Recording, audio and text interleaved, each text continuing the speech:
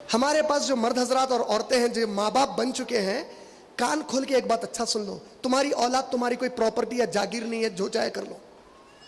تم اپنی اولاد کو اطاعت سکھاؤ، بولے اسلام میں تمہاری عبادت سکھاؤ، نہیں بولے ہم عبادت سکھا رہے ہیں ہماری اولاد کو، ہم اطاعت نہیں، ہم صحیح ہے کہ غلط ہے، باوا بول دیا ہے نہ کرنا، اماں کو پلٹا کے جواب دیتا، اور اماں باوا کچھ بھی کریں گے اللہ اور نبی کے خلاف، اولاد کچھ نہیں بول سکتی، یہ عبادت ہے۔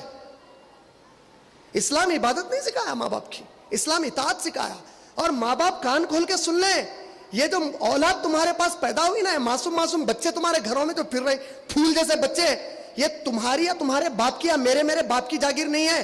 یاد رکھو قیامت میں اللہ پوچھنے والے ہیں، میرے نبی کا ایک امتی تیرا بیٹا تیری بیٹی بنا کے تیرے گھر میں دیا تھا، میرے نبی کے امتی کو اسلام کتنا بتایا اور اسلام سے دور کتنا کر کے آیا۔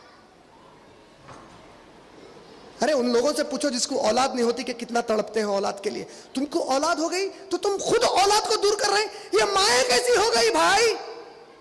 اللہ کے رسول صلی اللہ علیہ وسلم فرما رہے، ابن ماجہ جلد نمبر 4 حدیث نمبر 4103، ماں کے قدموں کے نیچے جنت ہے، بولے جس ماں کے قدموں کے نیچے جنت ہے، آج یہ مائیں اپنی بیٹیوں اور بیٹوں کو ناچ اور گانا سکھا رہے ہیں۔